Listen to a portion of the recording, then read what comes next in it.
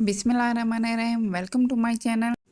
आज मैं आपको बहुत ही मज़ेदार रेसिपी शेयर करूंगी जो कि बहुत ही रिफ़्रेशिंग भी है और हेल्दी भी है और टेस्ट में भी बहुत ही लाजवाब है। तो वीडियो स्टार्ट करने से पहले आप मेरे चैनल को सब्सक्राइब कर दें और साथ ही बेल आइकन को भी प्रेस कर दें ताकि आने वाली उन वीडियो की नोटिफिकेशन आपको मिलता रहे।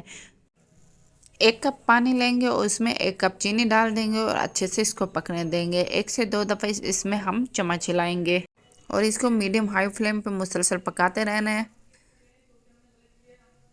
चीनी मैं इसमें ज़रा ज़्यादा इस्तेमाल करूँगी और चीनी आप अपनी मर्ज़ी से कम या ज़्यादा कर सकते हैं, लेकिन पकाने का तरीका आपने इसी तरह ही रखना है और मुसलसल इसको हिलाते रहें। लाइट ब्राउन होने तक आपने इसको पकाना है और इसी तरह चम्मच हिलाना है ताकि ये नीचे चिपक ना जाए। इस स्टेज पे आके फ्लेम को बिल्कुल ही लो कर देंगे और साथ ही हम दूध डाल देंगे। दूध आपने आराम आराम से वक्फे वक्फे से डालना है। दूध को आपने आराम से ही डालना है और आग को बिल्कुल लो कर देना है, वरना ये दूध गिर जाता है और कैरेमल सख्त हो जाते हैं और वो डिज़ोल्व नहीं होता है। इस वजह से आपने इसको बिल्कुल ही लो फ्लेम कर देना है और इसमें दूध अच्छे से पकाते रहना है। माशाल्लाह से बहुत ही ज़बरदस्त ये दूध अच्छे से पकना स्टार्ट हो गई है। जब तक इसके बबल्स नहीं आते आपने इसमें चम्मच नहीं हिलाना और इसको मुसलसल पकाते रहना है। अब हम इसमें 1 कप सूखा दूध डालेंगे। सूखा दूध आप किसी भी कंपनी का यूज़ कर सकते हैं।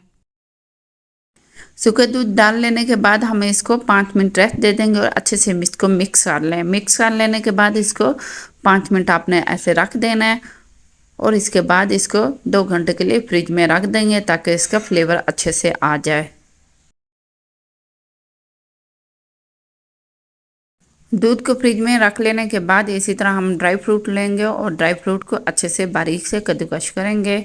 इसके लिए मैं इसको ये इस्तेमाल करूँगी।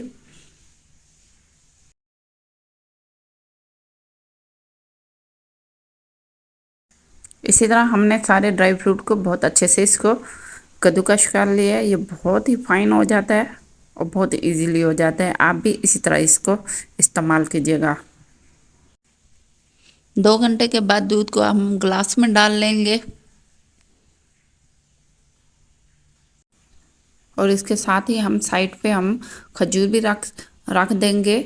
आप चाहें तो इसके अंदर भी डाल सकते हैं, लेकिन मैं इसको साइड पे इसी तरह रख दूंगी। उसके बाद हम किसी भी फ्लेवर का आप आइसक्रीम डालें जिससे इसका टेस्ट बहुत ही ज़बरदस्त और बहुत ही टेस्टी होता है और ये बहुत ही रिफ़्रेशिंग और एनर्जेटिक दूध बन जाएगा।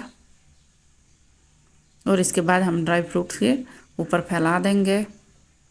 माशाल्लाह अल्हम्दुलिल्लाह बहुत ही टेस्टी और बहुत ही लजीज और बहुत ही एनर्जेटिक और रिफ़्रेशिंग कोल्ड ड्रिंक तैयार हो गया। मैं उम्मीद करती हूँ आपको ये रेसिपी पसंद आई होगी, तो लाइक शेयर एंड सब्सक्राइब ज़रूर कीजिएगा। अब हम न्यू रेसिपी के साथ मिलते हैं, तब तक के लिए अल्लाह हाफिज़। अपना बहुत ख्याल रखिएगा, दुआओं में याद रखिएगा और अफ्तारी को खूब इंजॉय कीजिएगा।